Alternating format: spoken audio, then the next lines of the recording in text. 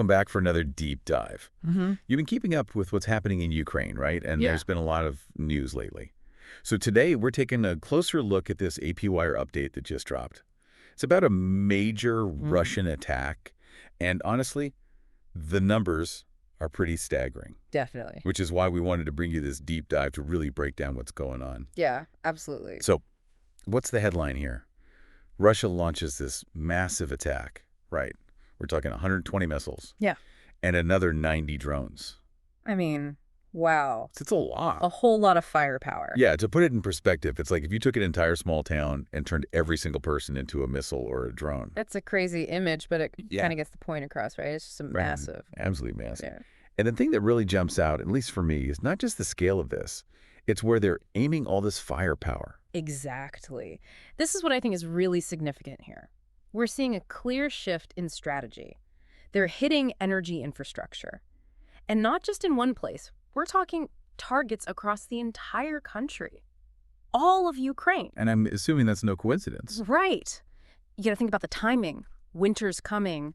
And when the power goes out in Ukraine in winter, things get really tough really fast. That's got to be a huge concern for people. Oh, absolutely. It's a way to really put pressure on the civilian population, make life incredibly difficult. And Zelensky himself came out, right? He mentioned a whole bunch of different weapon systems being used. Yeah. Shaheds, cruise missiles, even ballistic missiles. So for those who might not know, these Shahed drones, they're Iranian-made, right? And they've become a really big part of Russia's arsenal. Absolutely. You hit the nail on the head with that. And that in itself is significant, right? I think it says a lot about the state of their own resources.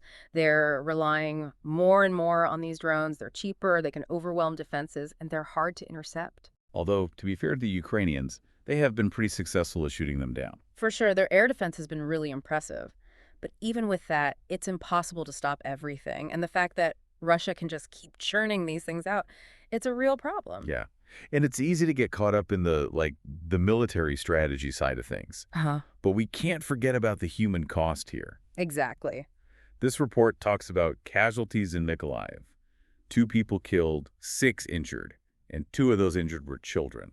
It's just awful. Yeah, it's a grim reminder that behind all these numbers, behind the strategies and the tactics, there are real people whose lives are being shattered by this conflict. Right. And these attacks on energy infrastructure, especially as winter sets in, it's hard not to see it as an attempt to demoralize the population. Yeah. Just make life so incredibly difficult that people lose hope. Exactly. And it's not just the physical hardship, right? It's the psychological impact. Imagine living with the constant threat of blackouts, of freezing temperatures, of not knowing when or if things will ever go back to normal. So to recap what we've learned here, it's a pretty clear picture.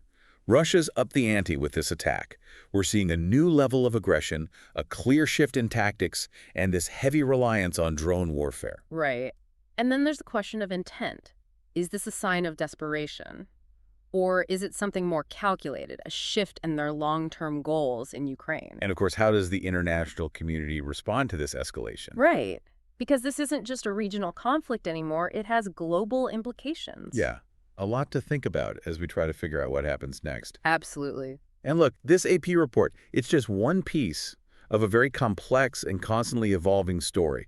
What we've given you here are some key insights, but it's up to you to keep digging, keep learning, and form your own conclusions. Until next time, stay curious and keep exploring. Definitely.